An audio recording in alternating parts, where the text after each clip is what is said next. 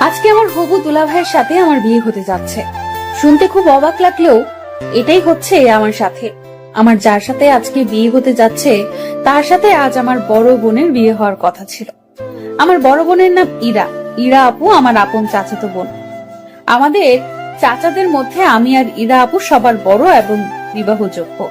ইরা আপু আমার 2 বছরের বড়, দেখতে পরীর মতো সুন্দর, তার রূপের কাছে সবকিছু হার মানবে। ইরা আপুর সাথে যার বিয়ে হবার কথা ছিল তিনি এক দেখাতে পছন্দ করেন এবং বিয়ে করতে সম্মতি দেন। শুনলাম লোকটার নাকি বিশাল ব্যবসা প্রতিষ্ঠান রয়েছে। তাদের আর্থিক অবস্থার তুলনায় আমাদের আর্থিক অবস্থা তেমন একটা মানানসই না। আমরা মধ্যবিত্ত পরিবারের মেয়ে, উনি বড় পরিবারের ছেলে।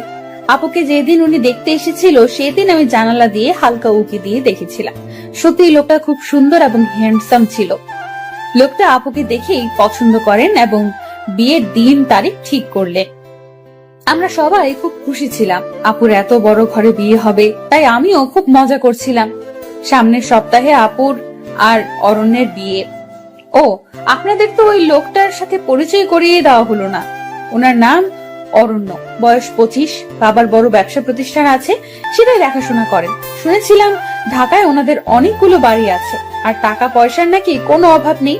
যেহেতু সামনের সপ্তাহে ইরা আপুর সাথে অরণ্যের বিয়ে, তাই আমি আগে থেকেই ঠিক করে রেখেছিলাম হলুদে কি পরবো, বিয়েতে কি পরবো, বউ ভাতে কি পরবো।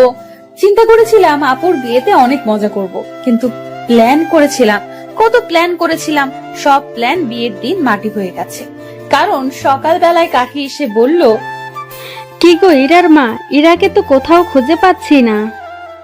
বড় কাকের কথা শুনে আমরা সবাই স্তব্ধ হয়ে গেলাম।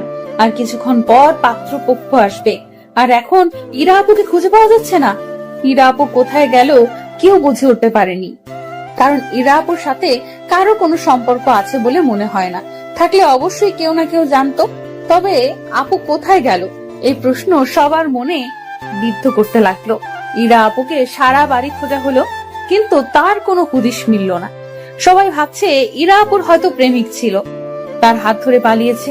কিন্তু এই কথা জানাজানি হলে মান সম্মান আর থাকবে না, তাই কি করবে সবাই ভেবে উঠতে পারছিল না। সবাই উপায় খুঁজতে লাগলো। হঠাৎ করে কাকা বাবাকে বলে উঠলো, অনন্যা তো বিবাহযোগ্য, অনন্যাকে বিয়ে দিলে কেমন হয়? মান সম্মান বাঁচানোর এছাড়া কোনো উপায় নেই। যেহেতু পাত্র যোগ্য ছিল, আর তাছাড়া আমি দেখতে এতটা সুন্দর না এবং আমার মতো দেখতে খারাপ মেয়ের জন্য এর থেকে ভালো পাত্র পাওয়া অসম্ভব, তাই আমার বাবা কাকার প্রস্তাবে রাজি হয়ে গেল। বাবার এমন অন্যায় সম্মতি দেখে আমার মাথায় যেন আকাশ ভেঙে পড়লো। কারণ আমি আর ইরা আপুর রাত দিন পার্থক্য। আমি দেখতে অতটা সুন্দর না, তারা মেনে নেবে বলে মনে হয় না। কিন্তু বাবা আর চাচার প্রচন্ড চাপে ইরা আপুর যাওয়ায় আমাকে কোণে সেজে বসতে হয় বিয়ের পিড়িতে। লাল টুকটুকে শাড়ি, ভারী গহনা পরে আমি কোণে সেজে বসে আছি। কিছুক্ষণের মধ্যে বরপক্ষ চলে আসবে। জানি না তারা এসে কি করবে, কি হবে এর পরিণতি। এসব কথা ভাবতেই নিজের ভেতর অসহ্য যন্ত্রণা হতে লাগলো। কিছুতেই ভাবতে পারছিলাম না, মাথা ঘুরতে লাগলো। তবু কোনো মতে নিজেকে সামলে স্থির হয়ে বসে পড়লাম। হঠাৎ কানে বাজতে লাগলো, বর এসেছে, বর এসেছে বলে চিৎকার করতে লাগলো। বরকে বারণ করা হলো। পাত্রপক্ষের সবাই কোণে দেখার জন্য রুমে প্রবেশ করলো। পাত্রপক্ষ আমাকে দেখে কোণে পাল্টানো হয়েছে বলে হইচই শুরু করলো, কিন্তু আমার বাবা আর কাকা বলল কোণে ঠিক আছে। পাত্রপক্ষকে চাপ দিল বিয়ে করার জন্য, না হয় ঝামেলা হবে। পাত্রপক্ষ চাপে পড়ে আমাকে বিয়ে করিয়ে নিতে রাজি হলো। নানান ঝামেলার পর অবশেষে আমাদের বিয়েটা সম্পূর্ণ হলো। আজকে ইরা আপুর জায়গায় অরণ্যের বউ হলো অনন্যা। জানি না তাদের মনে আমার জন্য ক্ষোভ জন্মে আছে কিনা। জন্মালে বা কি করার আছে আমার? যা হবার তা তো হয়েছে। আমি তো চাইনি এমন কিছু হোক। আমারও তো অরণ্য ভাইয়ার প্রতি খুব খারাপ লাগছে, কারণ সে আসছে পরি বিয়ে করতে, আর বিয়ে করতে হলো শেওড়া গাছের পেতনি। নিজের জন্য খারাপ লাগছে, কারণ আমি চাইনি আমার বিয়েটা এমন জোরপূর্বক হোক। দেখতে খারাপ হলেও কখনো এটা নিয়ে আফসোস করিনি, কারণ নিজেকে সব দিক দিয়ে পারফেক্ট করে তোলার আপ্রাণ চেষ্টা করেছি। আর এই বিয়ে নিয়ে 8-10টা মেয়ের মতো আমারও অনেক স্বপ্ন ছিল, আর আজকে চোখের সামনে আমার সব স্বপ্নগুলো ভেঙে গেল। নিজের অজান্তেই বুকের ভেতরটা হু হু করে উঠলো। আর চোখ দিয়ে বৃষ্টি নামতে লাগলো। অপর পাশে সবাই বলতে লাগলো ইরা অনন্যার ভাগ্য খুলে দিয়ে গিয়েছে, তা না হলে অনন্যা এমন ছেলে কখনো বিয়ে করতে পারতো নাকি। এই কথাগুলো শুনে আমার মনটা আরো খারাপ হয়ে গেল। ভাগ্যের কাছে এভাবে হেরে যাব ভাবতেই পারিনি। অবশেষে বিয়ে সম্পূর্ণ হলো। এখন কোণে বিদায় দেওয়ার পালা। আমার বাবা আমাকে অরণ্যের হাতে তুলে দিল। আমাকে অরণ্যের হাতে তুলে দেওয়ার সময় তার মুখের দিকে তাকানো সাহস পেলাম না। লজ্জায় আমি মাথা নিচু করে রইলাম এবং কিছুক্ষণ পর গাড়িতে তুলে দিল। আমি বাবার বাড়ি ছেড়ে শ্বশুর বাড়ি যাচ্ছি, কিন্তু 8-10টা মেয়ের মতো স্বপ্ন নিয়ে যাচ্ছি না, হাজারো স্বপ্ন ভেঙে যাচ্ছি। ভাগ্যের পরিহাস এমন হবে বুঝতে পারিনি। অবশেষে ব্যস্ত শহরের পথ পাড়িয়ে আমি শ্বশুর বাড়ি পৌঁছালাম। শ্বশুর বাড়ির বাকি সবাই আমাকে দেখে কানাকানি করতে লাগলো। কি সর্বনাশ করেছে অরণ্য! এক তো মধ্যবিত্ত ঘরে বিয়ে করেছে, তার মধ্যে মেয়ে হলো অসুন্দর। মেয়ে দেখার সময় সবার চোখ কপালে ছিল নাকি এই মেয়েকে অরণ্যের সাথে মানায় না? এমন সর্বনাশ অরণ্য নিজ হাতে কেন করলো? এসব শুনে মনটা আরো ভাঙতে লাগলো। কোন রকম সবাই তুলে আমাকে ঘরে নিল। খেয়াল করলাম ঘরটা ভীষণ সাজানো গোছানো, চারদিকে ফুলের সুবাস ছড়াচ্ছে। আজ এই ঘরে ইরাপুর আসার কথা ছিল। ভাগ্যের লীলা খেলায় আমি আসলাম। ঘরের নিভু নিভু আলোতে চুপ করে বসে রইলাম। হয়তো এই সময় অন্য মেয়েরা বসে থাকে স্বামীর অপেক্ষায়, আর আমি বসে আছি এক অনিশ্চিত ভবিষ্যতের অপেক্ষায়। হঠাৎ খেয়াল করলাম অরণ্য ঘরে ঢুকেছে। ওনাকে দেখে আমার পুরো শরীর ভয়ে কাঁপতে লাগলো। জানি না কি কথার সম্মুখীন হতে হবে আমাকে। এইসব ভেবে ভয় কুকড়ে যেতে লাগলাম। খেয়াল করলাম উনি আমার দিকে তাকিয়ে আছে। হঠাৎ করে লক্ষ্য করলাম আমার শরীর ভীষণ কাঁপছে। উপরে তাকালাম, মনে হলো ফ্যান আমার উপরে পড়ে যাবে। সবকিছু উল্টাপাল্টা লাগছে। আমার এখন কি করা উচিত বুঝতে পারছি না। কিছুক্ষণ পর চোখ বন্ধ করে ধপাস করে শুয়ে পড়লাম। আস্তে আস্তে শরীর নিস্তেজ হয়ে কাঁপতে লাগলো, কষ্ট হতে লাগলো খুব। হঠাৎ খেয়াল করলাম কেউ আমার হাত ধরেছে। হাত ধরে চোখে মুখে পানির ঝাপটা দিচ্ছে, কিন্তু চোখ খোলার মতো শক্তি আমি পাইনি। এবার মনে হয় কেউ আমার প্রেসার মাপছে, কিন্তু চোখ খোলার মতো শক্তি আমি পাইনি।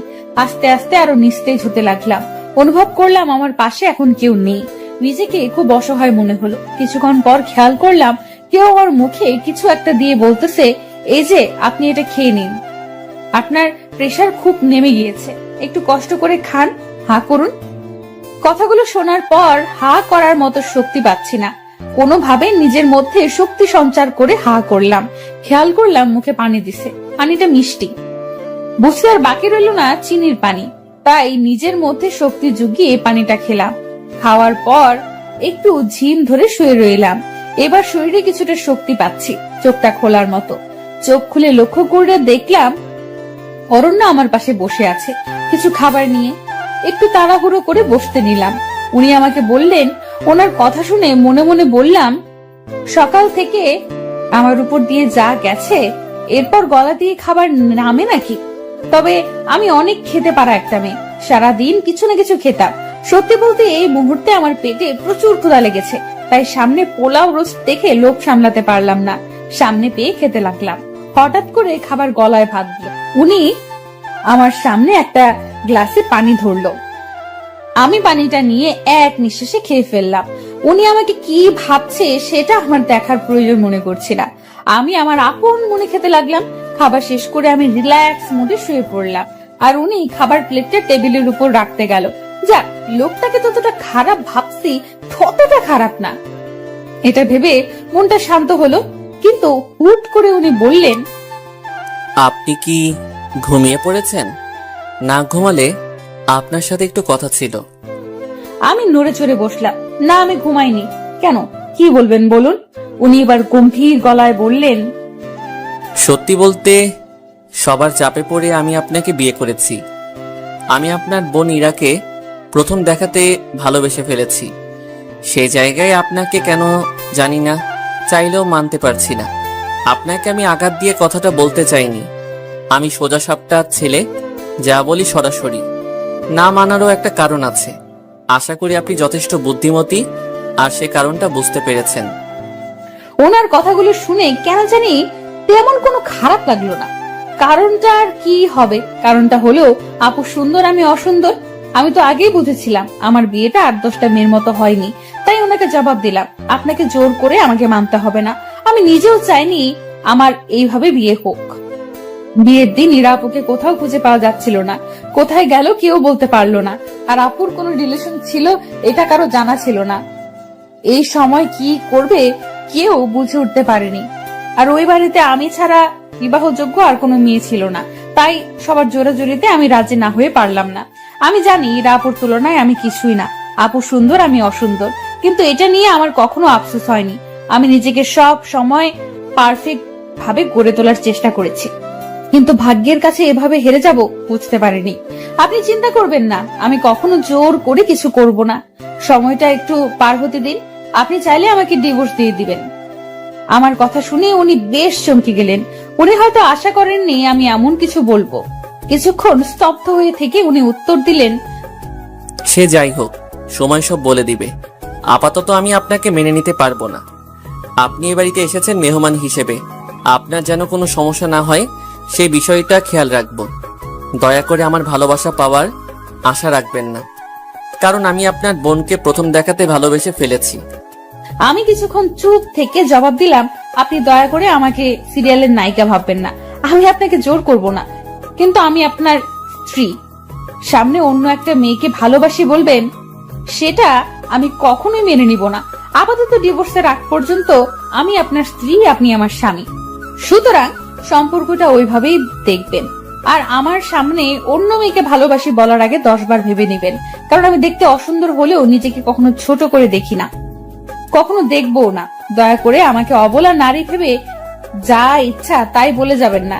দোষটা তো আমার ছিল না, আমি তো আপনাকে জোর করে বিয়ে করতে চাইনি। ভাগ্য এভাবে সব ওলট পালট করে দিয়েছে, কিন্তু ভাগ্যের দোহাই দিয়ে নিজের জীবন বরবাদ করার মতো মেয়ে আমি নই।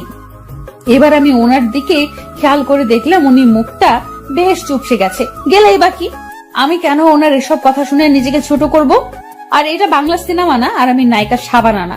সুতরাং যতদিন আমি অরণ্যের বউ হিসাবে আছি আমি আমার অধিকার আদায় করে নিব, তবে সেটা জোর করে নয়, ভালোবাসা দিয়ে। উনি আমার কথা শুনে বেশ কিছুক্ষণ চুপ করে থেকে জবাব দিলেন, আমার মন যা চায় আমি তাই বলবো। আপনি না করার কে? আপনাকে সেই অধিকার দেইনি আমি। নিজের অধিকারের বাইরে কথা বলবেন না। দেখে তো মনে হচ্ছে ছেলে ফাঁসানোর ব্যাপারে খুব চালু। ওনার কথাটা শুনে মাথায় রাগ উঠে গেল, তবুও নিজেকে শান্ত করে জবাব দিলাম, আপনাকে আমার চরিত্রের সার্টিফিকেট দিতে বলেছি? আমার ব্যাপারে মন্তব্য করার অধিকার দিয়েছি নাকি? আপনি যেমন আমাকে বলছেন আমিও আপনাকে বলবো। আর হ্যাঁ, এটাকে বলে লেভেল। আর হ্যাঁ, আপনি যেমন আমাকে তেমনই হতে হবে। দেখেন, আপনি কিন্তু বেশি বকবক করছেন। আপনাকে দেখে তো প্রথম ভাবলাম কথাই বলতে জানেন না, এখন তো দেখছি আপনার মুখ দিয়ে কথার ফুলঝড়ি ফুটেছে। আমার সাথে লাগতে আসবেন না। আমিও এবার শান্ত হয়ে জবাব দিলাম, বকবক আপনি শুরু করেছেন। দেখতে অসুন্দর বলে কি ভেবেছেন অবলা নারী? সিরিয়ালের মতন আপনাকে উপরে শুইতে দিবে আর আমি নিচে শুয়ে পড়বো? তা হবে না মশাই, আমার পাশে এসে ঘুমান। আপনি তো বেশ ডেঞ্জারাস মেয়ে, আপনার পাশে আমি ঘুমাবো কেন? আমি ব্রুটা বেশ কুচকে বললাম, তাহলে কোথায় ঘুমাবেন? জবাবে উনি বললেন, পাশের রুমে ঘুমাবো। আমি হাসি দিয়ে বললাম, তা হবে না মশাই, আপনি এখানেই ঘুমাবেন। উনি আমার কথা শুনে বেশ অবাক হলেন মনে হয়। কিছুক্ষণ চুপ থেকে রাগ রাগ ভাব নিয়ে আমাকে বললেন, আপনি কিন্তু বেশি বাড়াবাড়ি করছেন। সে যাই করি আমি ঘুমালাম, তবে রুম ছেড়ে ঘুমানো যাবে না। রুম ছেড়ে ঘুমালে আমি কিন্তু আপনার সাথে চলে আসব। উনি বেশ চমকিত পুলকিত হয়ে আমাকে বলল, আপনি তো বেশ নাছোড়বান্দা। ওকে, রুম ছেড়ে যাব না, আমি নিচে ঘুমাচ্ছি। এবার আমায় একটু রেহাই দিন। আমি মুচকি হেসে জবাব দিলাম, ওকে ভূত মশাই। উনি ব্রুটা কুচকে বলল, ভূত মশাইটা কে আবার? আমি হাসতে হাসতে বললাম, কেন আপনি? উনি অবাক হয়ে বলল, এর মধ্যে আপনি আমার নাম ঠিক করে ফেলছেন? হ্যাঁ করেছি। উনি বিরক্ত হয়ে জবাব দিলেন, আপনি সত্যি পাগল একটা মেয়ে, সেটা কি আপনি জানেন? আমি হেসে তাকে জবাব দিলাম, সেটা নতুন করে বলার কিছু নেই, আমি একটু নাছর বান্দা, সবাই জানে। আপনি ঘুমান। আর হ্যাঁ, ধন্যবাদ এত কিছু খাওয়াবার জন্য। সবগুলো খাবার আমার প্রিয় ছিল, শুধু চিনির পানি ছাড়া। উনি কিছুটা চুপ হয়ে বলল, দোহাই লাগে, এবার চুপ হন, আমাকে ঘুমাতে দিন। আমি হাত দিয়ে মুখ চেপে ইশারা দিলাম ঘুমান। এরপর উনি ঘুমিয়ে পড়লেন। আপনারা হয়তো আমার এই আচরণ দেখে অবাক হচ্ছেন, আমি এমন কেন করলাম। সত্যি বলতে আমি ছোটবেলা থেকেই এমন নাছর বান্দা আর পাগলাটে। পাগলামির ভাবগুলো এত বড় হওয়ার পরেও যায়নি, তাই পাগলামির সুযোগ পেলেই করে ফেলি। এই যে অরণ্যের সাথে সবে মাত্র শুরু করেছি, এরপর যে কত কি হবে তা আস্তে আস্তে জানতে পারবে। যাই হোক, সেদিনের মতো ঘুমিয়ে পড়লাম। পরের দিন সকালে উঠে আমি খেয়াল করলাম উনি নাক ডেকে ঘুমাচ্ছে। এমন ভাবে নাক ডাকছে মনে হয় ভূমিকম্প হচ্ছে। আমি কি করব বুঝতে না পেরে এক গ্লাস পানি নিয়ে ওনার নাক বরাবর ঠেলে দিলাম। ভূতমশাই খপ করে উঠে বসে বলতে শুরু করলেন, কি হলো, আপনি এভাবে গায়ে পানি দিলেন কেন? মাথার সব তার ছিঁড়ে গেছে নাকি আপনার? আমি এবার হাসতে হাসতে বললাম, মাথা আমার ঠিক আছে। এমন ভাবে নাক ডাকছেন মনে হয় 7 মাত্রায় ভূমিকম্প হচ্ছে। লক্ষ্য করলাম উনি বেশ রেগে আছে আমার কথা শুনে। কিছুক্ষণ দম ধরে বসে থেকে আমাকে বললেন, দেখেন, এসব মজা আমার একদম পছন্দ না, আর এমন করবেন না। কালকের থেকে একের পর এক করে আমাকে জ্বালাচ্ছেন। শেষমেশ আমি কোন পাগলের পাল্লায় পড়লাম? আল্লাহ, আমায় রেহাই দাও। আমি ব্রুটা কুচকে বললাম, হয়েছে হয়েছে, এত কষ্ট পেতে হবে না।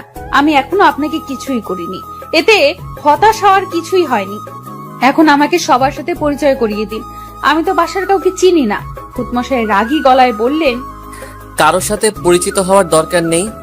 বাসায় অনেক মেহমান, আপনার বাহিরে যাওয়ার দরকার নেই, ঘরে বসে থাকুন। উনি আরো কিছু বলতে যাবে, ঠিক সেই সময় কে যেন দরজা নক করলো আর বলল, অরণ্য, দরজাটা খোলো, বউ নিয়ে নিচে আয়। সবাই বউ দেখার জন্য অপেক্ষা করতেছে। উনি আমার সাথে কোনো কথা না বাড়িয়ে ওই মহিলাকে জবাব দিলেন, ফ্রেশ হয়ে আসতেছি, তুমি যাও। আচ্ছা, গেলাম আমি। উনি উঠতে যাবে, ঠিক তখনই আমি ওনাকে বললাম, আচ্ছা আপনার বাসায় কে কে আছে বলুন না আমায়। এবার উনি রেগে গিয়ে বললেন, আপনার এত কিছু জানতে হবে না, অতিথি হয়ে আসছেন, সময় মতো চলে যাবেন। বাসায় কে আছে এটা জেনে আপনার কি হবে? ওনার কথাগুলো শুনলে গা জ্বলে যায়, কিন্তু আমিও নাছর বান্দা, যতক্ষণ না বলবে আমি ওনাকে উঠতে দিব না। এরপর আমি বললাম, আপনি না বললে আপনাকে উঠতে দিব না, আগে বলেন কে কে আছে। বলবো না কে কে আছে? কি করবেন আপনি? আপনি একরোখা হলেও আমি আপনার চাইতে বেশি একরোখা। আমি কিছুই বলবো না। আমি গলা একটা কাশি দিয়ে বললাম, বলতে হবে না, যান ওয়াশরুমে যান। উনি আমার হার মানা দেখে বেশ খুশি হলো, কিন্তু যখন ওয়াশরুমে যেতে লাগলো আমি পাটা বাড়িয়ে দিলাম। আমার পায়ে ওনার পা লেগে হোঁচট খেয়ে পড়ে গেলেন। তখন তিনি বললেন, আপনি ইচ্ছে করে এমন করেছেন? ইচ্ছে করে এমন করেছেন কেন বলেন? আমি মুচকি এসে বললাম, কোথায়, আমি কিছু করিনি। আপনি বলেননি তাই শাস্তি পাচ্ছেন। যদি এবারও না বলেন তাহলে আপনার জন্য আরো অনেক কিছু অপেক্ষা করছে। এবার ভেবে দেখুন কি করবেন। উনি বেশ ভালো করেই বুঝতে পারলেন আমি আসলে একটা নাছর বান্দা, তাই আরো কিছু ঘটার আগেই বললেন, আমার পরিবারে বাবা, মা, আমি আর আমার বড় বোন আছে। বাবা বিদেশে থাকে সব সময়, আর মা দেশে থাকে, প্রায় সময় অসুস্থ থাকেন। আর বড় বোন স্বামী নিয়ে লন্ডন থাকেন। একটু আগে যে মেয়েটা ডেকে গেলেন উনি আমার বড় বোন। আর আমার বাবা আমার বিয়েতে আসেনি, উনি সব সময় ব্যস্ত থাকেন। আচ্ছা আচ্ছা, তাহলে আপনার বাসায় রান্না করেন কে? উনি রাগ করে বললেন, এটাও কি আপনার জানতে হবে?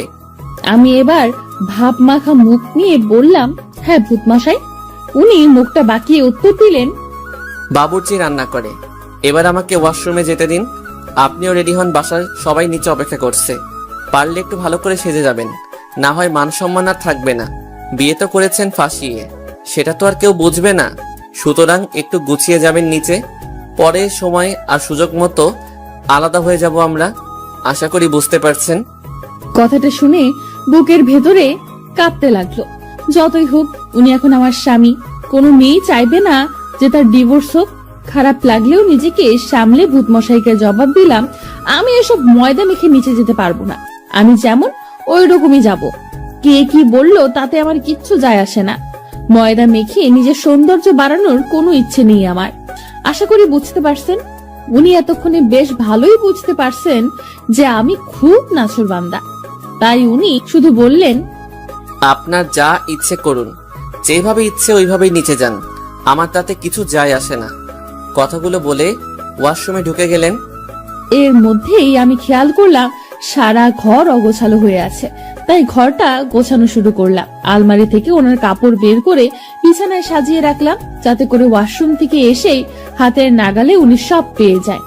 ওনার ঘড়ি, ওয়ালেট সব একত্রে এক জায়গায় রাখলাম। আমি একটা শাড়ি পরে নিলাম। যতটুকু সম্ভব নিজেকে ময়দা ছাড়া গোছানোর চেষ্টা করলাম। সবকিছু ঠিক করতে করতে খেয়াল করলাম উনি ওয়াশরুম থেকে বের হয়েছে। ওয়াশরুম থেকে বের হয়ে সারা ঘরটা দেখে একটু অবাক হয়েছে। বিছানার উপর ওনার কাপড়গুলো দেখে বললেন, এখানে এগুলো কে রেখেছে? ঘরটা এত তাড়াতাড়ি পরিপাটি করে কে গুছিয়ে দিয়ে গেল? আমি লাজুক স্বরে জবাব দিলাম, এই সব কিছু আমি করেছি। আমার কথা শুনে উনি বেশ চুপসে গেলেন। চুপসানো মুখ নিয়ে আমাকে বলল, এত কিছু করতে কেউ তো আপনাকে বলেনি, এত কিছু করতে গেলেন কেন? আমি বেশ সাজালো গলায় জবাব দিলাম, আমার ঘর আমি গুছিয়েছি, তাতে আপনার কি মশাই? উনি ভ্রু কুচকে বলল, আপনার ঘর মানে? এটা আপনার ঘর কবে হলো? আমি হাসি মুখে উত্তর দিলাম, স্বামীর ঘরে তো স্ত্রীর ঘর হয়, বিয়েটা যেভাবেই হোক, ডিভোর্সের আগ পর্যন্ত আমি আপনার স্ত্রী, আপনি আমার স্বামী, সুতরাং ঘর গোছাতে আমি পারবো নিশ্চয়ই। ভূত মশাই রাগী গলায় বললেন, আপনি একটু বেশি বকেন। আর আপনাকে এই ড্রেস বের করতে কে বলেছে? আমি তো এটা পরবো না। আমার কাছে এটা ভালো লেগেছে তাই এটা বের করেছি, এটা পরলে আমি খুশি হব। উনি এবার গম্ভীর একটা মুড নিয়ে জবাব দিলেন, আপনার খুশিতে আমার কিছু আসে যায় না। করছেন তো ফাঁসিয়ে বিয়ে, আবার অধিকার ফলাতে আসছেন। লজ্জা হওয়া উচিত আপনার। এই কথাটা শুনে বুকের ভেতরে হু হু করে কষ্টের সাইরেন বেজে উঠল। চোখের কোণে হালকা মেঘও জমতে শুরু করলো। তবুও নিজেকে অনেক শক্ত করে ওনাকে বললাম, আপনার ইচ্ছে মতো পরে নিন, সমস্যা নেই। তারপর উনি ওনার পছন্দ মতো একটা ড্রেস পরলেন। কিন্তু আমিও কম নাছোড়বান্দা না, এর শাস্তি ওনাকে পেতেই হবে। কি করে কি করা যায় বেশ ভাবতে শুরু করলাম। ভাবতে ভাবতে একটা চিন্তার আকাশে হাবুডুবু খেতে লাগলাম। হঠাৎ করে ভূত মশাইয়ের তুরির শব্দে চিন্তার ঘোর কাটলো। ভূত মশাই তুরি বাজাতে বাজাতে বললেন, এই যে আপনি উপরে তাকিয়ে কি দেখছেন? না তেমন কিছু না, কি হয়েছে বলুন। আপনি আর কোনোদিন আমার অনুমতি ছাড়া আমার আলমারিতে হাত দিবেন না, বুঝছেন? আমি কথাটা শুনে বেশ হেসে লুটিপুটি খাচ্ছিলাম। লুটিপুটি খেয়ে তুরি বাজাতে বাজাতে বললাম, ও হ্যালো, আলমারিতে হাত দিতে অনুমতি লাগে নাকি? আমাকে জ্ঞান দিতে আসবেন না, আমি অন্যায় কিছু করিনি। উনি বেশ বিরক্ত হয়ে আমাকে বললেন, আপনি সত্যি পাগল একটা মেয়ে। আপনার মাথার তার সব ঢিলা। আমি আবার হাসতে হাসতে বললাম, ভূত মশাই একটু ভুল বলে ফেলেছেন। উনি ওনার বিরক্তি মাখা মুখ নিয়ে প্রশ্ন করলেন, কি ভুল শুনি? আমি হাসি দিয়ে বললাম, আমার মাথার তার ঝিলা না। তো আপনার মাথার তার কি? আমার মাথার তার তো সব ছিঁড়া। এবার খেয়াল করলাম ওনার মুখে বিরক্তির মাত্রা বেশ বৃদ্ধি পেয়েছে। বিরক্তি মাখা মুখ নিয়ে বললেন, দোহাই লাগে, এবার চুপ করুন। আপনার বকবক থামান, এবার নিচে চলুন, আমাকে মুক্তি দিন। আমি আমার শাড়ির আঁচল নাড়াতে নাড়াতে বললাম, চলুন। এরপর দুজনে নিচে গেলাম। নিচে যাওয়ার পর খেয়াল করলাম সবাই আমার দিকে কেমন ভাবে তাকাচ্ছে, আর আমাকে দেখে বলছে, অরণ্যের কপালে চোখ ছিল নাকি? এমন একটা মেয়ে কেউ বিয়ে করে আনে নাকি? তার উপর মেয়ের পরিবার বেশি ধনী না। কি দেখে অরণ্য এই মেয়েকে বিয়ে করলো আল্লাহ জানে। একের পর এক সবাই এসব কথা শুনে আমার মনটা ভীষণ খারাপ হতে লাগলো। সবাই শুধু আমার বাহ্যিক সৌন্দর্য নিয়ে সমালোচনা করছে, আমার ভেতরটা বোঝার চেষ্টা করলো না। ভেতরের মানুষটা কেমন আমি সেটা কেউ জানার প্রয়োজন মনে করলো না। হুট করে খেয়াল করলাম আমার শাশুড়ি মা এসেছেন। সবাই শাশুড়ি মাকে দেখে চুপ হয়ে গেল। শাশুড়ি মা এসে আমাকে দেখে বলল, তোমার নাম কি মা? আমি চট করে ওনাকে সালাম করে বললাম, আমার নাম অনন্যা। উনি হাসি দিয়ে বললেন, বাহ, খুব সুন্দর নাম। আমি মাকে বললাম, মা আপনি এদিকে এসে বসেন। মা আপনি অসুস্থ শরীর নিয়ে কষ্ট করে এখানে আসলেন কেন? ডাক্তার আপনাকে বেড রেস্ট দিয়েছে, এই শরীর নিয়ে এখানে আসার কি দরকার ছিল? আপনি বললে আমি আপনার রুমে চলে যেতাম। আমি আপনার রুমটা চিনলে সকালে উঠে আমি আপনার রুমে চলে যেতাম, কিন্তু আপনার রুমটা চিনি না। তাছাড়া এই বাড়িতে আমি নতুন, তাই চিনতে পারিনি। চিনলে আমি চলে যেতাম। মা, কষ্ট হয়নি তো আসতে? উনি এক রাশ হাসি দিয়ে বললেন, আমার মাটা দেখি অনেক সুন্দর করে কথা বলে। আমার মাটা যেমন রূপবতী তেমন গুণবতী। মায়ের মুখে রূপবতী কথাটা শুনে যেন নিজের চোখে অঝরে বৃষ্টি নামতে লাগলো। জীবনে প্রথম আমাকে রূপবতী বলল কেউ। নিজেকে সামলাতে অনেক চেষ্টা করলাম, কিন্তু জানি না কেন আবেগটা সামলাতে পারলাম না। তাই মাকে ধরে হু হু করে কেঁদে কেঁদে বললাম, মা, আপনি আমাকে রূপবতী বললেন? আমাকে আজ পর্যন্ত কেউ রূপবতী বলেনি। আপনার মুখে রূপবতী কথাটা শুনে কেন জানি না আবেগটাকে সামলাতে পারলাম না। শাশুড়ি মা আমার মাথায় হাত বুলিয়ে দিয়ে বললেন, সবাই তোমার বাহিরের রূপটা দেখেছে, কিন্তু ভিতরের রূপটা কেউ দেখেনি। তোমার ভিতরের রূপটা যদি কেউ দেখতো তাহলে সবাই তোমাকে রূপবতী বলতো। আমি যে তোমার ভিতরের রূপটা উপলব্ধি করতে পেরেছি, যার কারণে তুমি আমার কাছে সবচেয়ে রূপবতী। আমি আমার মেয়ের মুখে সব শুনেছি বিয়ের ব্যাপারে। শোনো মা, আমার ছেলে তোমার কপালে ছিল, তাই তোমার সাথে বিয়ে হয়েছে। আমার ছেলের ভাগ্যে তুমি ছিলে। কে কি বললো কান দিবে না, কারণ মানুষ যাই বলুক নিজের কাছে যেটা সঠিক মনে হবে সেটাই করবে। মানুষের কাজ বলা। মনে রাখবে, যখন তোমাকে নিয়ে কেউ নেতিবাচক মন্তব্য করবে ভেবে নিবে সে তোমার জয়ে ঈর্ষান্বিত। তাই তোমার মুখে তার মন কাতর হয়েছে বলেই তোমার নামে সে নেতিবাচক মন্তব্য করেছে। জীবন চলার পথে অনেক বাধা আসবে, লক্ষ্য স্থির রেখে সামনে এগিয়ে যেতে হবে। মানুষের কথায় কান দিয়ে নিজের লক্ষ্য থেকে বিচ্যুতি হবে না। মায়ের কথাগুলো শুনে মনে আরো ভরসা পেলাম। মাকে জড়িয়ে ধরে আবেগে আরো কাঁদতে শুরু করলাম। মা আমার মাথায় হাত বুলিয়ে বললেন, পাগলিটা কাঁদছে কেন? শোনো মা, আজকে রাতের পর থেকে বাড়িটা ফাঁকা হয়ে যাবে। নীলাও চলে যাবে রাতের ফ্লাইটে লন্ডনে। বাড়িতে আমি, তুমি, অরণ্য ছাড়া কেউ থাকবে না। প্রতিদিন বাবুর্চির রান্না খেতে খেতে বিরক্ত হয়ে গিয়েছি। আমি জানি আমি এবার চিন্তামুক্ত, কারণ আমাকে আর বাবুর্চির রান্না খেতে হবে না। আমার বৌমা আমাকে সব রান্না করে খাওয়াবে। কিরে মা, খাওয়াবি না? আমি চোখে পানি মুছতে মুছতে বললাম, কেন পারবো না? এত ছোট একটা আবদার পালন করতে পারবো না মেয়ে হয়ে? তাহলে আমি তোমার কেমন মেয়ে? চিন্তা করো না, আমি সব গুছিয়ে নিব। আমাকে শুধু বুঝিয়ে দিও আর দোয়া করো। উনি হাসতে হাসতে বললেন, সে তো অবশ্যই। চারপাশে এ সময় বেশ নিস্তব্ধতা বিরাজ করছে। সবাই চুপ হয়ে গেছে। খেয়াল করলাম আমার ভূত মশাই আমার দিকে আলোর মতো চুপসানো মুখ নিয়ে হা করে তাকিয়ে আছে। আমিও এই সুযোগে নিজেকে একটু পাগলামি থেকে বিরক্ত রাখতে পারলাম না। সুযোগ বুঝে ভূত মশাইকে চোখ টিপুনি দিলাম। ভূত মশাই আমার চোখ টিপুনি দেখে একটু নড়ে চড়ে দাঁড়ালো। আমি ভূত মশাইয়ের দিকে মনোযোগ সহকারে মায়ের দিকে তাকিয়ে বললাম, মা, এবার ঘরে চলুন। বেশিক্ষণ এভাবে থাকা ঠিক হবে না। আপনি আমার সাথে ঘরে চলুন আর আমাকে আপনার ঘরটা চিনিয়ে দিন, যাতে করে পরে যেতে আমার অসুবিধা না হয়। মা হাসতে হাসতে বললেন, চল আমার সাথে চল। আমি মাকে নিয়ে ঘরে গেলাম। এবার মা আমার হাতটা ধরে বললেন, দেখো মা, অরণ্য বেশ সরল সোজা সাপটা স্বভাবের ছেলে। তুমি অরণ্যকে ভালো রেখো, তুমি তাকে কখনো কষ্ট দিও না। আমি মায়ের হাতটা চেপে ধরে বললাম, মা, বিয়েটা যেভাবেই হোক না কেন আমি এখন অরণ্যের স্ত্রী। অরণ্যের ভালো মন্দের বিষয়টা আমি মাথায় রাখবো। আপনি শুধু আমার জন্য দোয়া করবেন। মা আবার আমার মাথায় হাত বুলিয়ে দিয়ে বললেন, দোয়া করি অনেক সুখী হও। মায়ের আদর মাখা স্পর্শ নিয়ে বের হলাম রুম থেকে। মায়ের রুম থেকে বের হয়ে দেখলাম ভূত মশাই এক জায়গায় স্থির হয়ে দাঁড়িয়ে আছে। এই সুযোগ আমার প্ল্যানটা কাজে লাগানোর। আমি একটু কোক মুখে নিয়ে ভূত মশাইয়ের কাছে গিয়ে জোরে হাসি দিলাম আর সব কোক ওনার গায়ে ফেললাম। উনি বেশ লাফিয়ে উঠে বললেন, আমি ভালো করে জানি আপনি ইচ্ছে করে এমন করেছেন। কেন করেছেন এমন? আপনি আমার সাথে এমন করেন কেন? মাকে তো দেখলাম খুব হাত করে ফেলছেন। ফাঁসানোর ব্যাপারে আপনি অনেক বড় ওস্তাদ। মাকেও ফাঁসিয়ে দিয়েছেন। সে আমি যা ইচ্ছে করি, আপনার কি? যান, ড্রেসটা চেঞ্জ করে আগের ড্রেসটা পরে আসেন, যেটা আমি পছন্দ করে দিয়েছি। আমার কথা শুনেননি তো, তাই এমন হলো। মাঝে মাঝে বউয়ের কথা শুনতে হয়, নয়তো এমন অনাকাঙ্ক্ষিত ঘটনা ঘটতে পারে।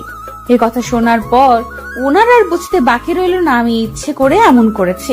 কিন্তু ওনার মুখে এখন তেমন রাগের ছাপ দেখতে পেলাম না। তবুও মুখটা একটু বেঁকিয়ে জবাব দিলেন, আপনার পছন্দের ড্রেসটা পরবো না? কারণ আপনাকে আমার ভালো লাগে না।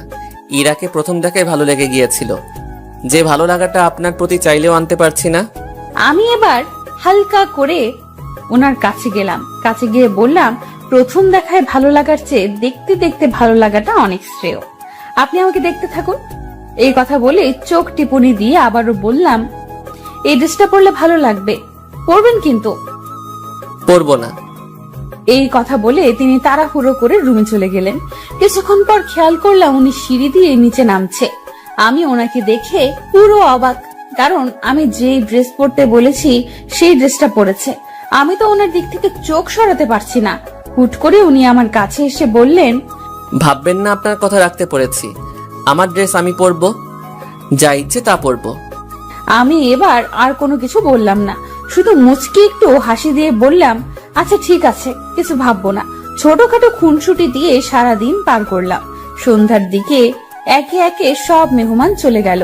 নীলা আপু রাতের ফ্লাইটে লন্ডনে চলে গেলেন।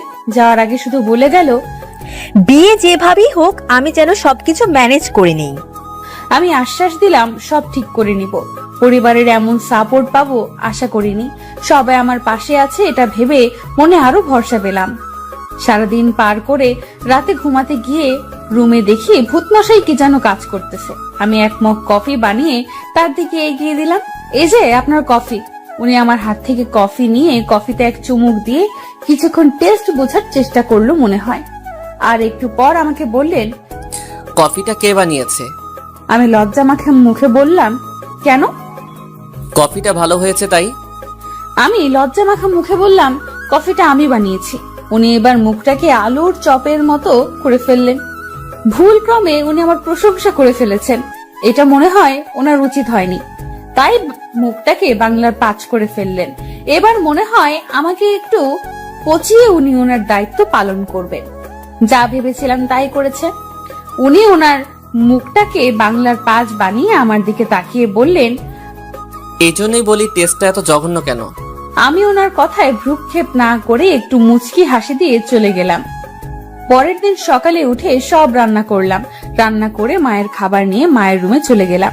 মা আমাকে দেখে হাসি মাখা মুখে বলে উঠল, কি রে মা, এখন এত খাবার নিয়ে আসলে কেন? এত খাবার কোথায় দেখলে তুমি? এগুলো সব খেতে হবে তোমাকে, নয়তো সুস্থ হবে না। আমার কাছে খাবার নিয়ে কোনো ফাঁকে দিতে পারবে না। খেতে না চাইলে মায়ের দিয়া জোর করে খাওয়াবো। উনি হাসতে হাসতে আমার মাথায় হাত দিয়ে বললেন, বুঝতে পেরেছি, আমার আর ফাঁকি দেওয়া যাবে না। তা দাও, খেয়ে নেই। আমি মাকে খাওয়াতে লাগলাম আর একের পর এক গল্প শুনতে লাগলাম। মনে হয় উনি অনেকদিন পর মন খুলে কথা বলছে। ঠিক এ সময় অরণ্য এসে বললেন, মায়ের রুমে আপনি এখন কি করছেন? মায়ের জন্য খাবার নিয়ে এসেছিলাম। আচ্ছা, আপনি এখন যান, মায়ের সাথে আমার একটু কথা আছে। ঠিক তখনই পাশ থেকে মা বললেন, অনন্যা তো পর কেউ না, অনন্যার সামনে বল কি বলবি। না মা, আমি একা কথা বলতে চাই। আমি আর কিছু না বলে মায়ের পাশ থেকে উঠে চলে আসলাম। কিছুক্ষণ পর উনি কথা শেষ করে খাবার খেতে আসলেন। আমি খাবারগুলো খেতে দিলাম। খেয়াল করলাম গপ গপ করে খাবার খাচ্ছে। এরপর আমি বললাম, আরে মশাই আস্তে খান, সব শেষ হয়ে গেলে আবার রান্না করবো নাকি? মানে এগুলো কে রান্না করছে? লাজুক মুখে জবাব দিলাম, এগুলো সব আমি রান্না করেছি। এই জন্যই বলি এত জঘন্য কেন। কথাটা বলে উনি খেতে লাগলেন। আমি তখন বললাম, জঘন্য খাবার এভাবে খাচ্ছেন? ভালো খাবার হলে কিভাবে খেতেন? আমার কথাটা কানে তুললেন না মনে হয়, খেয়ে যাচ্ছে। এবার ওনাকে বললাম, এই যে শুনছেন? হ্যাঁ, কি বলবেন বলুন। আমি একটু বাইরে যেতে চাই, কিছু জিনিস কিনতে হবে। রান্নার জন্য কিছু সবজি লাগবে। আমি গেলে মন মতো কিনে আনতে পারতাম। আপনি গেলে যান, কিন্তু কি দিয়ে যাবেন? আমি গাড়িটা নিয়ে যাব। গাড়ি থাকলেও ড্রাইভার নেই। ড্রাইভারের স্ত্রী অসুস্থ, তাই ছুটি নিয়ে বাড়ি গিয়েছে। আপনি কিভাবে যাবেন? আমি মুচকি হেসে বললাম, সেই গাড়ির চাবিটা আমাকে দিয়ে যান, আমি একাই চলে যেতে পারবো। উনি অবাক হয়ে বললেন, একা চলে যেতে পারবেন মানে? গাড়ি কে চালাবে? কেন আমি চালাবো? আমার এই কথা শুনে এবার উনি বেশ চমকে উঠলেন। আমার মুখ থেকে উনি এমন কথা আশা করেনি হয়তো। তারপর আমাকে জিজ্ঞেস করলেন, আপনি গাড়ি চালাতে পারেন? আমি হাসতে হাসতে বললাম, হ্যাঁ পারি। অসুন্দর বলে নিজেকে কখনো ছোট ভাবিনি। সবকিছু শেখার চেষ্টা করেছি, নিজেকে পারফেক্ট ভাবে গড়ে তোলার চেষ্টা করেছি। আমার কথা শুনে উনি কিছুক্ষণ আমার দিকে তাকিয়ে রইলেন এবং বললেন, আচ্ছা আমি চাবি দিয়ে যাব।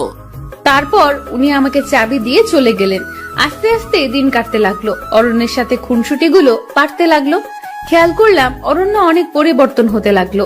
এর মধ্যে হুট করে একদিন অরণ্য অফিস থেকে এসে আমাকে বলতে লাগলো, আপনি একটু তাড়াতাড়ি রেডি হন, আপনাকে নিয়ে একটা জায়গায় যাব।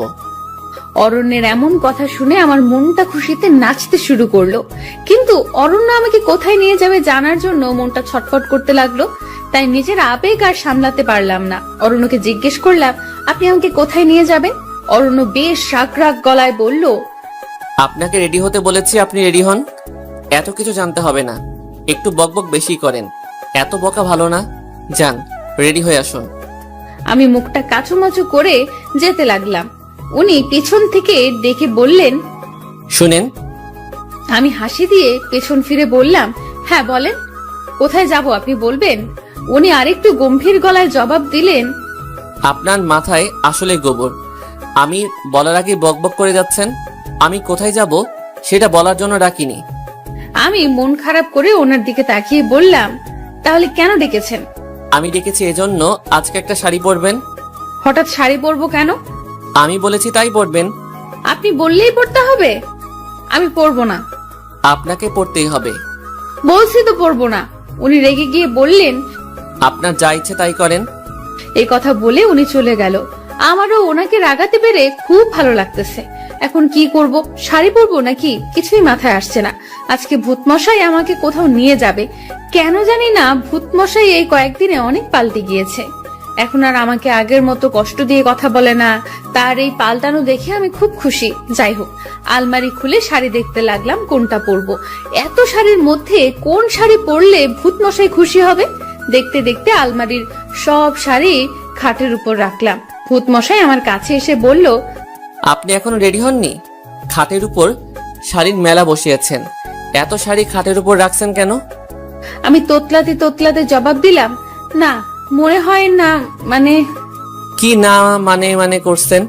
স্পষ্ট করে বলেন কি হয়েছে। এমনিতে তো কথা একটাও মাটিতে পড়ে না, এখন এভাবে তোতলাচ্ছেন কেন? ঠিক করে বলেন কি হয়েছে।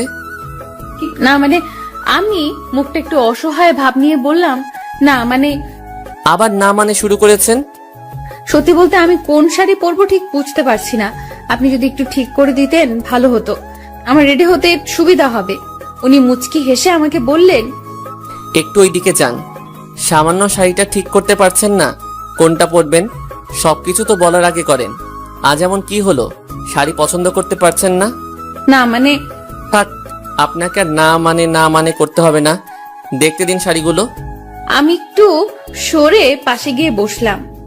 উনি আমার পাশে এসে বললেন এবং সব শাড়ি থেকে একটা শাড়ি হাতে নিয়ে বললেন, আপনি বরং কালো শাড়িটা পরুন, পরলে ভালো লাগবে। কালো শাড়ির কথা বলাতে আমার মনের ভেতর কেমন করে উঠলো, কারণ আমি ফর্সা না তাই। এরপর আমি ওনাকে বললাম, আমি তো ফর্সা না, তাই আমাকে কালো শাড়ি মানাবে বলে মনে হচ্ছে না। কালো শাড়িতে আরো কালো লাগবে আমাকে, একদম পেতনি মনে হবে। আপনি আমাকে অপমান করার জন্য এমন বলছেন তাই না? উনি আমার কথায় মনে হয় বেশ বিরক্ত হলো।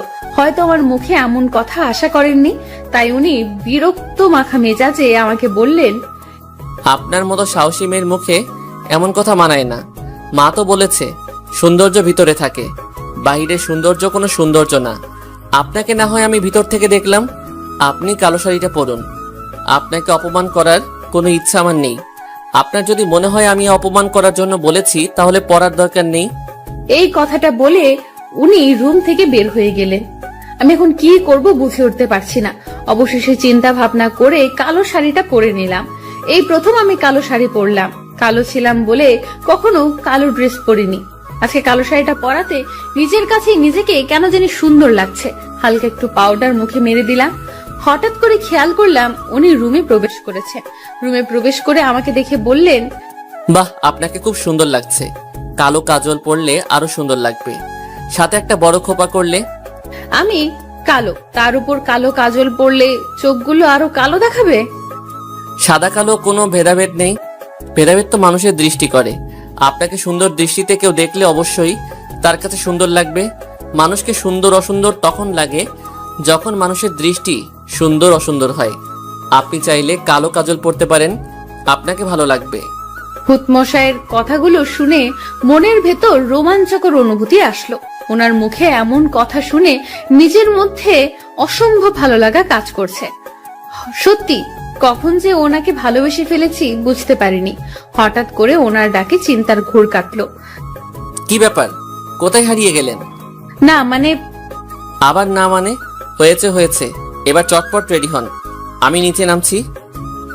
এই বলে অরণ্য নিচে নেমে গেল। দরজার সামনে গিয়ে পেছনে তাকিয়ে বলল, এই যে শুনুন, জি বলেন। একটা টিপ পড়লে খারাপ লাগবে না, আর মাথায় খোপা করুন। অরণ্যের মুখে এসব কথা শুনে আমি লজ্জায় লাল হয়ে গেলাম। অরণ্য এভাবে আমাকে বলবে আমি কখনো ভাবিনি। অরণ্য এ বলে বাইরে গেল। আমি টিপ আর খোপা করে নিচে নামলাম। খেয়াল করলাম মা নিচে বসে আছে। মা আমাকে দেখে বললেন, আজকে আমার মা অনন্যা এত খুশি, কোথায় যাচ্ছে? মায়ের কথা শুনে আরো লজ্জা পেলাম। লজ্জায় লাল হয়ে নিচে তাকিয়ে রইলাম। মা আমার এই হাল দেখে কাছে আসলো আর আমার মাথার উপরে হাত তুলে বলল, আজকে অরণ্যের সাথে ঘুরতে যাওয়া হচ্ছে, এতেই এত লজ্জা? আজকে মাকে অনেক সুন্দর লাগছে, দেখি হাতটা দাও। আমি মায়ের দিকে হাত বাড়িয়ে দিলাম। মা তার হাত থেকে বালাজোড়া খুলে আমার হাতে পরিয়ে দিয়ে বলল, বিয়ের পর হাত খালি রাখতে হয় না, হাতে সবসময় চুড়ি পরে থাকতে হয়। যাও, তোমার তো আর আনন্দের শেষ নেই, স্বামীর সাথে ঘুরে আসো। আমার মহাজন কাল পরশু আসবে, তখন আমিও ঘুরবো। তখন আমাদের প্রেম দেখে হিংসা করো না। যাও মা, দেরি হলে অরণ্য রাগ করবে। আমি হাসতে হাসতে মাকে বললাম, কিছু বলো না মা, আমি তো তোমার বন্ধুর মতো। আমি রেডি হয়ে বের হলাম। খেয়াল করলাম উনি গাড়ির সামনে দাঁড়িয়ে আছে।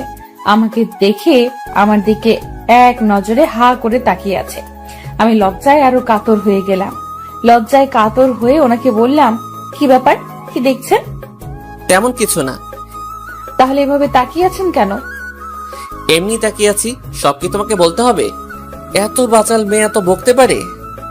লক্ষ্য করলাম অরণ্য আমাকে তুমি করে বলছে।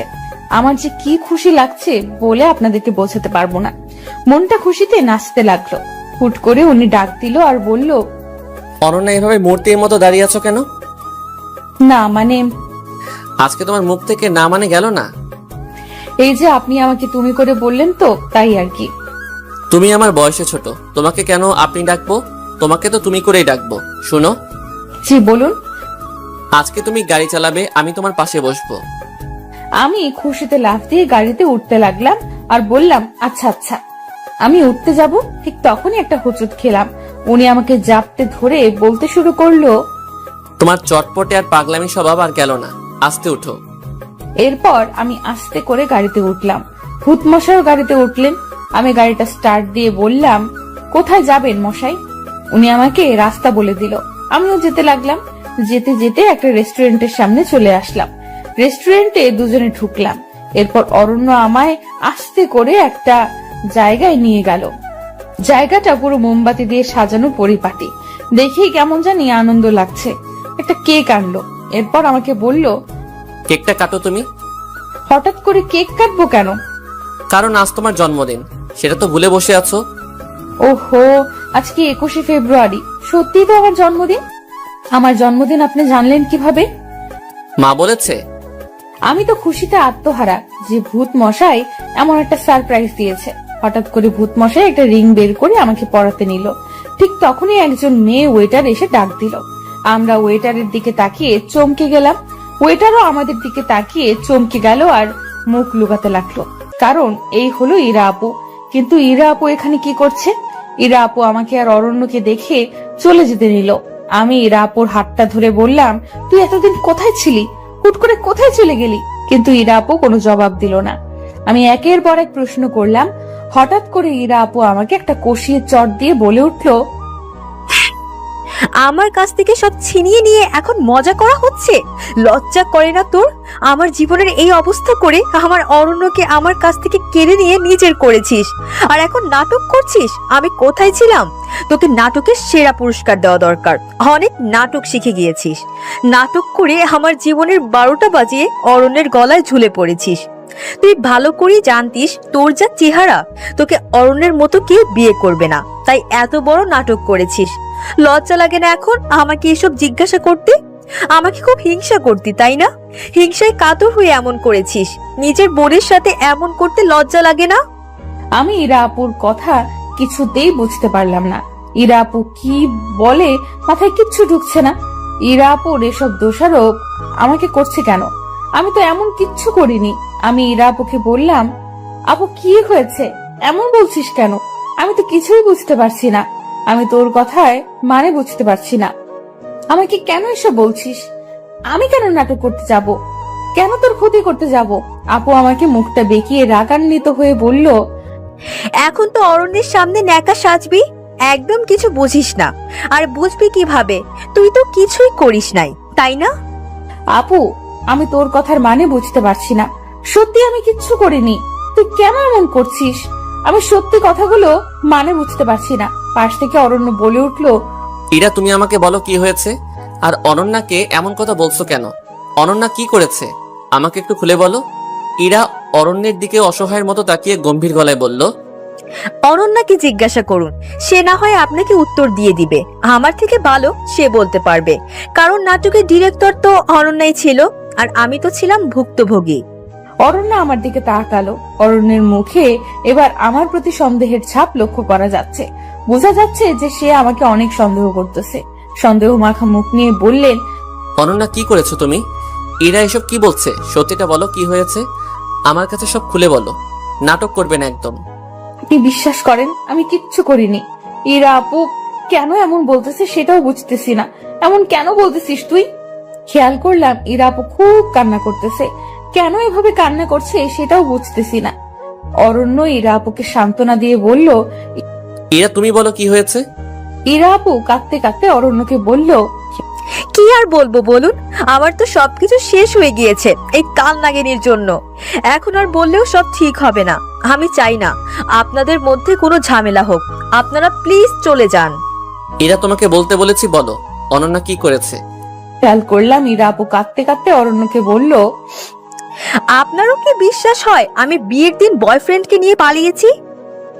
অরণ্য শান্ত স্বরে জবাব দিল, সে তো আমি বিশ্বাস করিনি, কারণ তুমি তো বিয়ের আগে আমার সাথে ফোনে অনেক কথা বলতে। কিন্তু হঠাৎ কি এমন হলো? কোথায় গিয়েছিলে তুমি? খেয়াল করলাম ইরা আপু এবার বেশ কাঁদছে। কাঁদতে কাঁদতে ইরা আপু যা বললো সেটা শুনে আমার হার্টবিট বেড়ে গেল। মনে হয় এখানে দম বন্ধ হয়ে যাবে। আপু এসব কেন বলছে কিছুই বুঝতে পারলাম না। আমার বুকটা ছিঁড়ে যাচ্ছে কথাগুলো শুনে। কারণ আপু বলল, আমি কোথায় গিয়েছিলাম সেটা কি আপনি জানতে চান? হ্যাঁ, জানতে চাই। তখন ইরা আপু বলল, সেদিন আমি ঘরে বসে সাজতে লাগলাম। হঠাৎ করে অনন্যার মোবাইল থেকে মেসেজ আসলো, আপু একটু লুকিয়ে বাহিরে আয়, অরণ্য ভাইয়া আসছে তোমার সাথে দেখা করতে, তোমাকে সারপ্রাইজ দিতে। আমিও সরল মনে বের হলাম। আমার ভুল ছিল, আমি আপনাকে কল দেইনি। বের হয়ে দেখলাম বাইরে কেউ নেই, আশেপাশে ফাঁকা। অনন্যাকে কল দিলাম, সেও ফোন তুলছে না। হুট করে অনন্যার মোবাইল থেকে মেসেজ আসলো, একটু বাগানের দিকে আয়।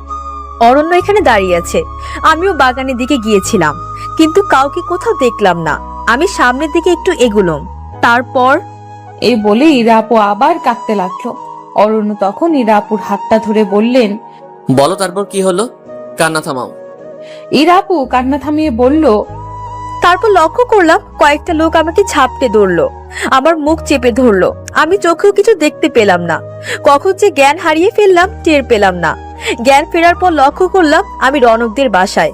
অরণ্য বেশ অবাক হয়ে জিজ্ঞাসা করলেন, রনকটা কে? ইরা আপু বলল, রনক হলো অনন্যার বেস্ট ফ্রেন্ড। যদিও রনক অনন্যার 2 বছরের বড়, তবুও তাদের ভালো ফ্রেন্ডশিপ ছিল। রনক আমাকে অনেক পছন্দ করত। অনন্যাকে বেশ কয়েকবার বলেছিল সে, কিন্তু আমি রাজি হইনি। আর সে সুযোগে অনন্যা নিয়েছে। আমার বিয়ের দিন আমাকে গায়েব করে দিয়েছে, আর ফাঁসিয়ে আপনাকে বিয়ে করেছে। অনন্যা আমার সাথে এমন করবে আমি ভাবতেও পারিনি। রনককে দেখে আমি চমকে গিয়ে জিজ্ঞাসা করলাম, তুমি আমাকে এখানে নিয়ে এসেছো কেন? আমি তোমাকে ভালোবাসি ইরা। আমি চাই তুমি আমার হও। দেখো, অনন্যাও চাই তুমি আমার হও। তাই তো অনন্যা আমাকে সাহায্য করেছে। ইরা রনকের মুখে অনন্যার নামটা শুনে অবাক হয়ে গেল। অবাক হয়ে রনককে জিজ্ঞেস করলো, অনন্যা তোমাকে সাহায্য করেছে আমাকে তুলে আনতে? আমি বিশ্বাস করি না।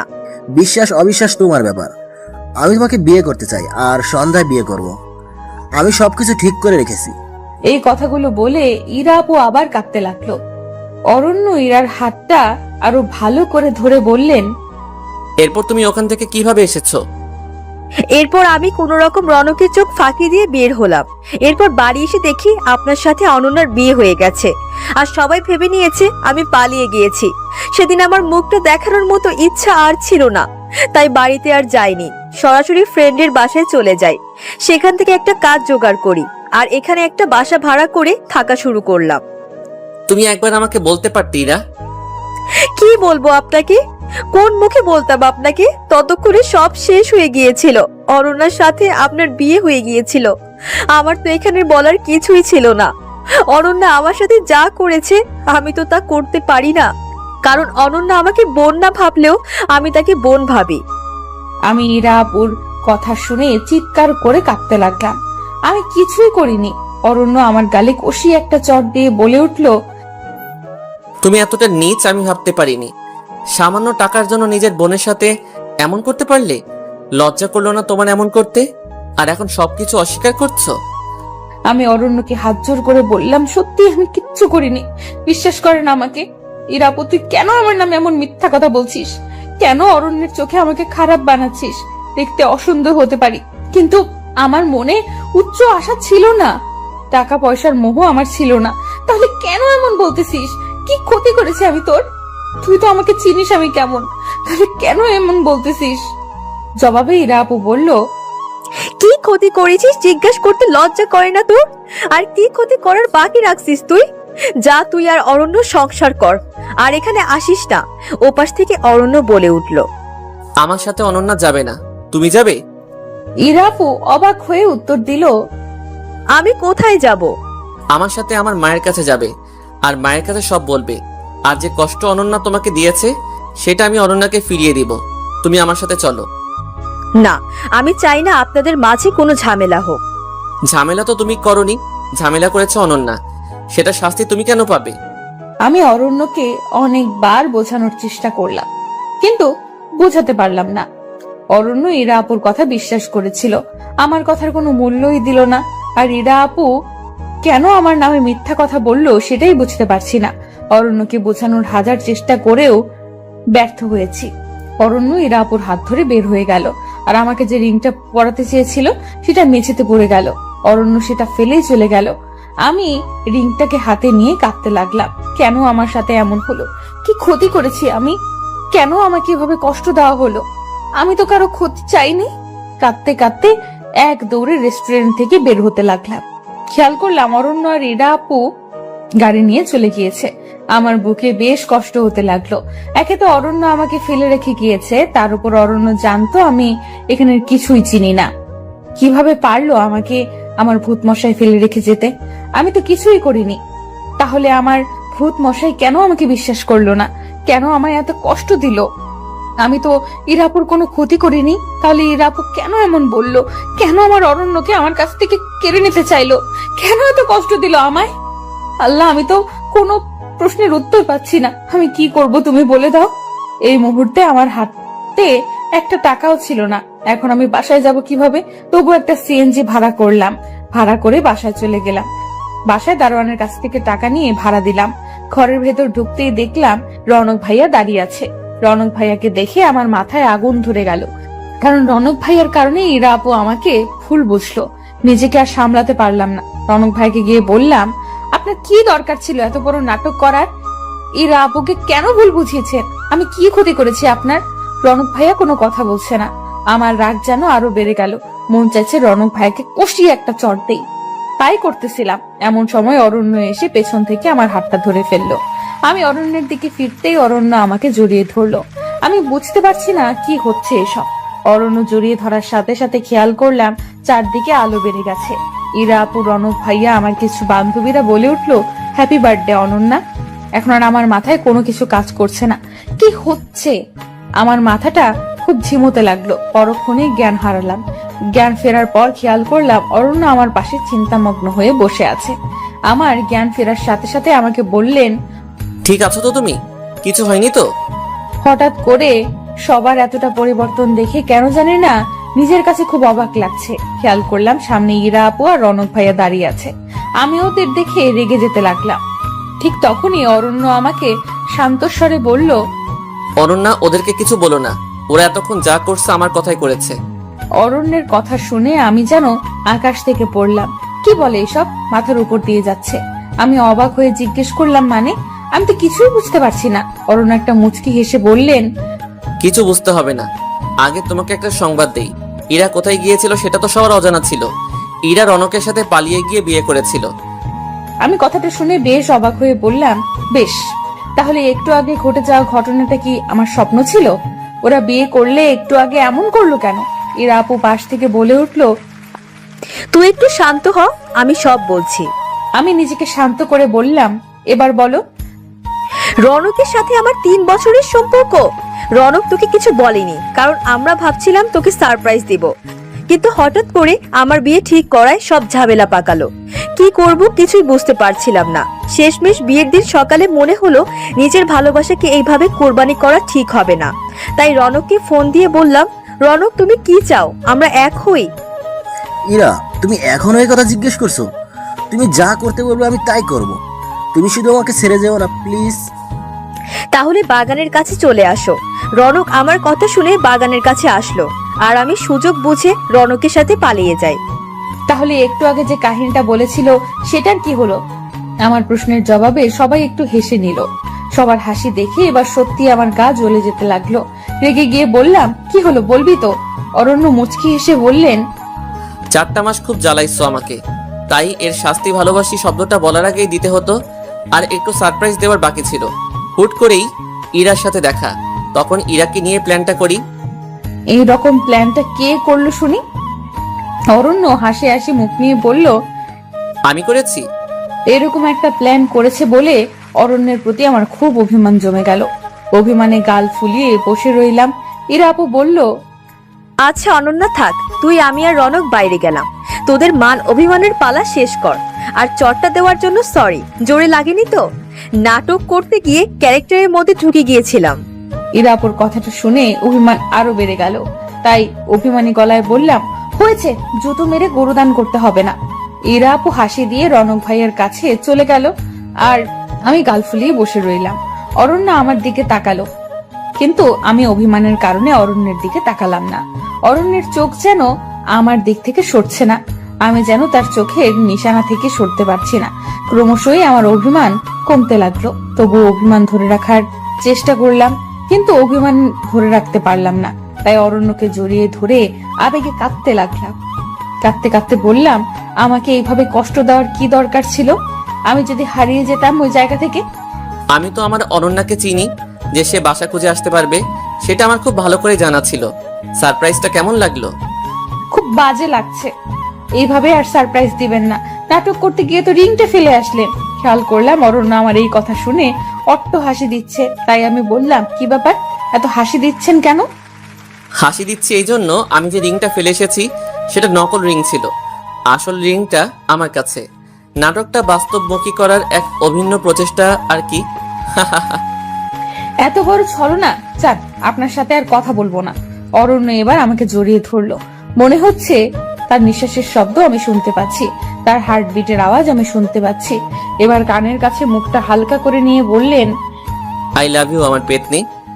এবার যেন তাহার প্রতি থাকা সকল অভিমান দুমড়ে মুচড়ে শেষ হয়ে গেল। অভিমানটা টিকিয়ে রাখার বৃথা চেষ্টা করলাম, কিন্তু পারলাম না। আমি ফিসফিস করে বললাম, আই লাভ ইউ টু ভূতমশাই। আমার মতো কালো মেয়েকে ভালোবাসলেন কিভাবে? মানুষের দৃষ্টি সুন্দর অসুন্দরের বৈষম্য করে। আমার দৃষ্টিতে তুমি সবচেয়ে বেশি সুন্দরী। অরণ্যের মুখে এই কথাটা শুনে আমি যেন কোথাও নিমেষেই হারিয়ে গেলাম। কিছু বলতে চাইলেও আর পারছি না, কারণ গলাটা থরথর করে কাঁপতে লাগলো। অরণ্য এবার আমার চোখটা হাত দিয়ে চেপে ধরলো আর বলল, আমার সাথে একটু চলো। আমি বললাম কোথায়? আগে চলো তারপর বলি। এত নাচরবান্দা মেয়েরে বাবা এত বকবক করতে পারে? হয়েছে, আর বকবক করবো না, এবার নিয়ে যান। চোখটা চেপে ধরে আস্তে আস্তে আমাকে কোথায় নিয়ে যাচ্ছেন কিছুই বুঝতে পারছি না। হুট করে চোখ খুললাম, খেয়াল করলাম আমি ছাদে, চারদিকে মোমবাতি দিয়ে সাজানো। ইরা অপর রনক ভাইয়া বাজি ফোটাতে লাগলো। পাশে মা দাঁড়িয়ে আছে, ওনার পাশে একজন ভদ্রলোক দাঁড়িয়ে আছে। আমার বুঝতে বাকি রইল না উনি আমার শ্বশুর। আমি দৌড়ে গিয়ে ওনাদের সালাম করলাম। ইরা অপর রনক ভাইয়া একটা কেক আমার সামনে আনলো আর বলল, ভূত আর পেতনি দুজনেই কেকটা কাটেন, আর অরণ্য ভাইয়া আপনি অনন্যাকে রিং পরিয়ে দিন, আর অনন্যা তোর হাতের নকল রিংটা ফেলে দে। এত বোকা কবে হয়েছিস? সামান্য নাটক বুঝতে পারলি না? তুই তো বেশ নাছোড়বান্দা আর বুদ্ধিমতী ছিলি। আমি লজ্জায় লাল হয়ে গেলাম আর বিড়বিড় করে বললাম, প্রেমে পড়লে যে মানুষ বলদ হয় সেটা আমাকে দিয়ে প্রমাণ হলো। অরণ্য ধাক্কা দিয়ে বলল, কি বিড়বিড় করা হচ্ছে? না কিছু না। একটু ওইদিকে তাকাও, তোমার জন্য সারপ্রাইজ আছে। কি সারপ্রাইজ? ওইদিকে তাকিয়ে দেখো। আমি ওদিকে তাকিয়ে দেখি বাবা, মা, চাচা, চাচি সবাই এসেছে। আমি খুশিতে আত্মহারা হয়ে গেলাম। বিয়ের পর এসব ঝামেলার কারণে আমার শ্বশুর বাড়িতে কেউ আসেনি, এভাবে সারপ্রাইজ পাবো বুঝতে পারিনি। আমি তো খুশিতে স্থির হয়ে গিয়েছিলাম, নড়তেও পারছিলাম না। অরণ্য আমাকে ধাক্কা দিয়ে বললেন, এবার কেকটা কাটো, আর আপনি শব্দটা রীতি টানো। আপনি শব্দটা রীতি টানবো মানে? মানে তুমি আমাকে তুমি করে বলবে। আমার তো লজ্জা লাগবে। হয়েছে হয়েছে, আর লজ্জা পেতে হবে না, কেকটা কাটো। এরপর কেকটা কাটলাম। কেকটা কাটার সাথে সাথে চারদিকে বাজি ফুটতে শুরু করলো, কয়েকটা ফানুস আকাশে উঠতে লাগলো। কি যে অনুভূতি বলে বোঝানো যাবে না। মনের ভেতরটা এমন লাগছে যেন ঝড় হওয়ার পরে শরীরে শীতল হাওয়া বইছে। সত্যি বুঝতে পারিনি আমার ভূত মশাই আমাকে এতটা ভালোবাসে। কেকটা কাটলাম, ভূত মশাই আমার হাতে রিং পরিয়ে দিল। আমি লজ্জায় এক দৌড়ে রুমে চলে আসলাম। অরণ্য আমার পেছনে রুমে আসলো। অরণ্যকে বললাম, আপনার তো। অরণ্য আমার মুখটা চেপে ধরে বলল, আপনি না, তুমি বলো। আমি লজ্জা মাখা মুখে বললাম, তোমার তো আমাকে ভালো লাগে না। ইরা আপুকে প্রথম দেখাতে ভালো লেগেছিল, হুট করে আমাকে ভালো লাগলো কিভাবে? উত্তরে অরণ্য বলল, কারণ প্রথম দেখে ভালো লাগার চেয়ে দেখতে দেখতে ভালো লাগা অনেক শ্রেয়। আমি বললাম, আমার কথা আমাকে ফিরিয়ে দেওয়া হচ্ছে? সত্যি কথা বললে ফিরিয়ে দেওয়া হয় না, বরং সত্যতার প্রমাণ হয়। সেদিনের পর থেকে অরণ্য আমার জীবনটা পুরোপুরি পাল্টে গেল। দেখতে দেখতে 3টা বছর কেটে গেল। এর মধ্যে আমি এক পুত্র সন্তানের মা হলাম। একদিন পাশের বাসার ভাবি আমার সন্তানকে দেখতে এসে বললেন, অনন্যা ভাবি, আপনার বিয়েটা যেন কিভাবে হয়েছে? উত্তরে আমি বললাম, আমাদের হঠাৎ বিয়ে হয়েছে।